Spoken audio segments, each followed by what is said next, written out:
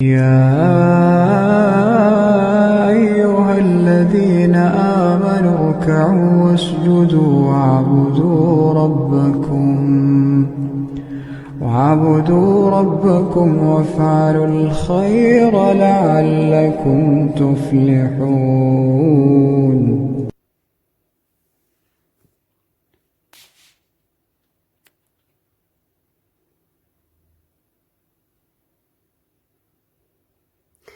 السلام عليكم ورحمة الله وبركاته. ازيكم يا حبايبي؟ عاملين ايه؟ يا رب تكونوا بخير. يوم جديد ويوم سعيد علينا وعليكم يا رب. النهاردة هيكون يومنا روتين كده محترم في الصالة. عايزة انضفها لان بقالي فترة يعني ما شلتهاش. كنت كل يوم يعني هكنس كده الكنيس العادي بالمكنسة. يعني اعدل الانتريه كده من على الوش. بس بصراحة حاسة انه الدنيا فيها تراب، والدنيا عايزة تتظبط كده واحس بريحة النظافة. فقمت بقى في اليوم ده كده، شلت اللي هو الفرش اللي على الانتريه ده اللي على الجنبين، المناديل اللي محطوطة دي. وشلت كمان السجاد، الدواسة ديت انا بحطها في الشتاء بس ما بين الكراسي. وكمان دورت الكراسي، كانت مخلية وشها كده ناحية التلفزيون. بس بصراحة بحس ان هي بتضيق لي الصالة شوية. ف بس برضو من فترة للتانية بحب اغير، يعني عشان النفسية تتغير، احس ان في حاجة اتغيرت في العفش. فبخليها شوية وبرجع ارجعها تاني زي ما كانت. فزي ما انتوا شايفين كده بقى، شلت الشلت ونفضت الكسوة بقى بتاعة الانتريه من تحت تنفيضة كويسة.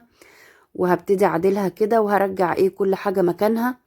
وهشيل هشيل السجاد بقى علشان اكنس وامسح من تحتيه. وبرده كان في بعض البقع كده على الحيطة.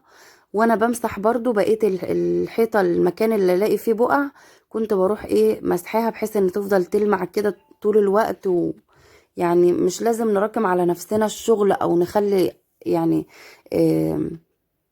يعني نتعب، يعني نخلي يوم يبقى كله تعب كده. لا، كل ما نلاقي حاجة مثلا في الحيطة مبقعة في الكوبس النور كده، اول باول احسن يعني. طبعا منظر السلوك بتاعة الكاميرات ده مضايقني جدا. بس بصراحة مش عارفة له حل. اللي عنده حل ليهم ان انا المهم كده او ما يبقاش المنظر البشع ده، يعني يا ريت يقول لي في الكومنتات. لان بصراحة مضايقني جدا. يعني كانوا موجودين على الارض، بس كنت طبعا بخاف لما بنيجي نمسح او نغسل سجاد او يبقى فيه مية في الارض، فكنت بخاف فرفعتهم كده على الستارة بتاعة الطرقة من فوق، بحيث ان الارض تبقى خالية من السلوك. ومن ساعة ما رفعتهم وهم عاملين لي منظر بشع جدا على الحيطة. بس مش عارفة بقى اعمل ايه، يعني اشوف كهربائي يعني يطولهم، ولا ليهم حاجة مثلا تداريهم. هنشوف، ربنا ييسر.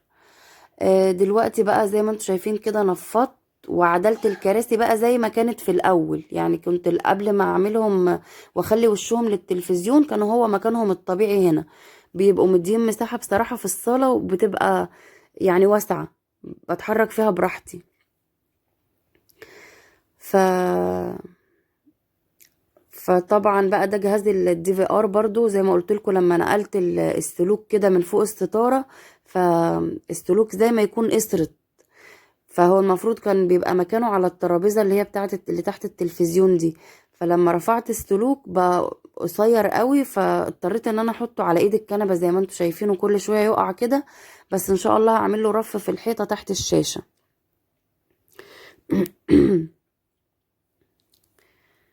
هنا بقى كنت خلصت خلاص تنفيذ الانتريه، وحاولت اظبط الدي في ار كده سندته على الحيطة. ان شاء الله الفترة اللي جاية لازم اعمل له رف يعني باذن الله.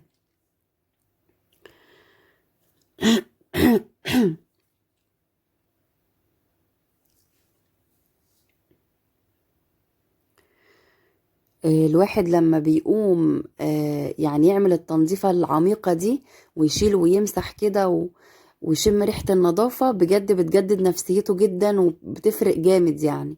يعني فعلا المكان الواحد لما بيكون قاعد فيه وهو نظيف بيريح نفسيته. هنا بقى شلت الحاجات كلها اللي كانت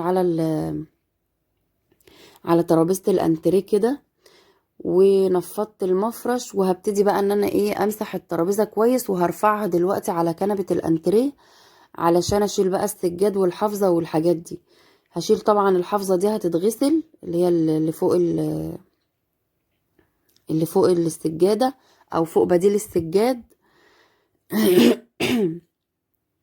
وهحط ان شاء الله بدلها اللي تحت ده مش سجاده، اللي تحت الحافظه ده بديل سجاد، اللي هو نازل جديد، عامله يعني زي السجاده كده بس خفيفه، اكيد ناس كتير منكم عارفينها. انا كنت جايباها بصراحه بحيث ان انا افرشها كده، يعني منها ما احطش عليها حافظات ولا حاجه، بس لونها عجبني وهو فاتح قوي كده، يعني لقيت اللون شدني. بس بصراحة متعب جدا يعني في التنظيف، وما بتستحملش. يعني هي مثلا كبرها اسبوع وبيكون فيها بقع كتير بقى طول الوقت، عايزة تفضلي ماشية عليها كده بفرشة وتنضفي فيها. فبقيت بصراحة ان انا دلوقتي استسهل واحط عليها حافظة من اللي هم اللي انتوا شفتوها في الاول دي، الحافظات اللي هي التركي. آه، فبحطها بقى بتلقى عنها كتير بصراحة. انما لما بتتحط لوحدها بتبقى بتتبهدل بسرعة جدا، يعني ما عايزة معاملة يعني معاملة خاصة. متعبة فعلا في تنظيفها الألوان الفاتحة دي، على قد ما هي بتشد الواحد وبيبقى شكلها جميل، بس بصراحة متعبة. شلت بقى كده شلت الحاجات اللي كانت في الأرض، خرجتها قدام الباب عشان انفضها يعني. ودلوقتي بقى ايه هلم كل الورد اللي على الترابيزه دي بتاعه التلفزيون، لان هي كانت مطربه برضو جدا، والورد كمان كان عليه تراب وعايز يتغسل. بس المفارش كانت نظيفه، يعني المفارش ما كانش فيها حاجه، مجرد ان انا نفضتها كده لمعت وبقت زي الفل. بس الفازات الورد الصغيره دي هي اللي كانت مليانه تراب، وكانت محتاجة ان هي تتغسل وكده، والكتب يعني اتنضفت برضو بالريشة يعني الى حد كبير كده الدنيا بقت احلى. في اليوم ده بقى كان في سوق، يعني قبل اليوم ده بيوم كنت رايحة السوق، بس رجعت تعبانة جدا، كان برضو دور برد، مش عارفة البرد عامل معايا تعاقد السنة دي. فجيت سبت الحاجات كلها في الارض كده زي ما انتوا شايفين، وما تعاملتش، يعني جيت خدت حقنتين ونمت، وما عملتش حاجة في اليوم ده. بنتي اللي عملت الاكل، وانا ما عملتش حاجة. انما اليوم اللي انا بنضف فيه ده كان تاني يوم بقى، انا بوريكم بقى ان الدنيا كانت بايظة ازاي. وبرضو كانت المشاية ديت هي والدواسة اللي قدام الحمام كانوا برضو مش نضاف. فرصيت بقى التسويقة اللي انا كنت جايباها، والحاجات اللي كانت في الارض شلتها، وشلت طبعا الدواسة والمشاية دول برضو هيتغسلوا. وهحط بقى بدلهم ان شاء الله. دلوقتي بقى جبت المكنسة.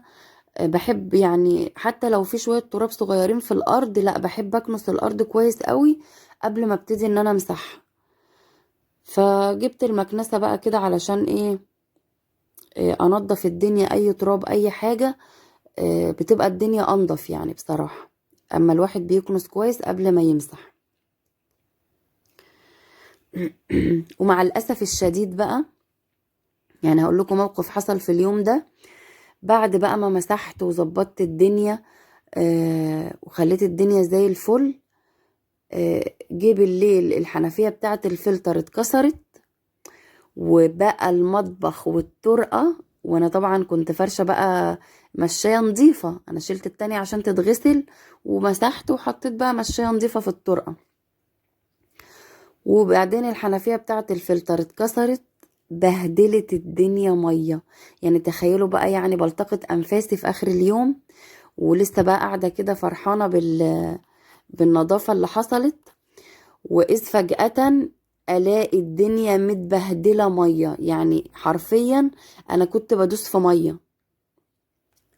الطرقة والمطبخ فضلت الحنفية تسرب الخزان بتاع الفلتر كله، لما الدنيا بقت كلها مية أدوس ألاقي الدنيا مية. فطبعا اضطريت آسفة أشيل كل المشاية تاني، بس الحمد لله يعني إن هي ما طلعتش على الصالة، هي المشاية الطرقة هي اللي اتغرقت، والمطبخ برضو كان عايم. فشلتهم بقى، خرجتهم تاني لحد ما نشفوا، وبعدين رجعت فرشتهم، لان طبعا مية الفلتر نظيفة يعني ما فيهاش حاجة. فشلتهم بس بره على السطح لحد ما نشفوا، ورجعتهم بقى تاني. بس طبعا الواحد بقى كان ايه، يعني كنت احبطت جدا واتضايقت، لان الواحد لما بيكون منظف كده بيحب بقى يبص للمكان اللي نظفه ده كل شوية كده ويبقى فرحان بيه. فتخيلوا بقى ان انا ارجع اشيل من اول وجديد تاني. هو كان يوم صعب بصراحة، بس عدى على خير، عقبال كل ايامنا يا رب. هنا بقى حطيت مية، وحطيت فيها شوية اكسجين كده صغيرين، ما كترتش عشان ما يعملش رغوة يعني. وبدأت بقى ان انا ايه امسح البلاط.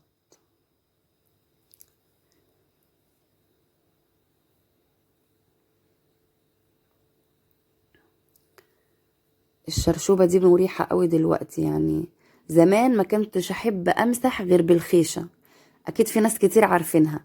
يعني حتة قماشة كده، واقعد انا اللي اوطي وامسح كده، واحس ان انا ما اتكيفتش ولا الدنيا نطفت الا لما اكون مسحة بالخيشة دي. بس طبعا الواحد بقى لما ظهري وجعني وكده، لا بصراحة الشرشوبة مريحة بجد. بس دلوقتي بقى كنت خلصت خلاص، بس كنت مشغلة بقى المروحة علشان تنشف الأرض. الطرقة كمان اتمسحت. أنا في يعني عادة لما بحب أعمل تنظيفة جامدة زي دي، ما بعملش الشقة كلها مرة واحدة.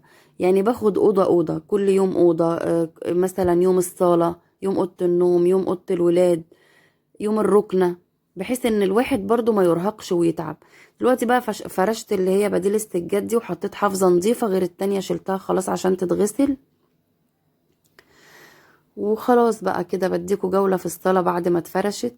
حطيت طبعا المفارش بس في الترابيزة، كان الورد لسه ما تصفاش من المية وكده، فما حطيتوش، سبته بقى لحد ما يتصفى.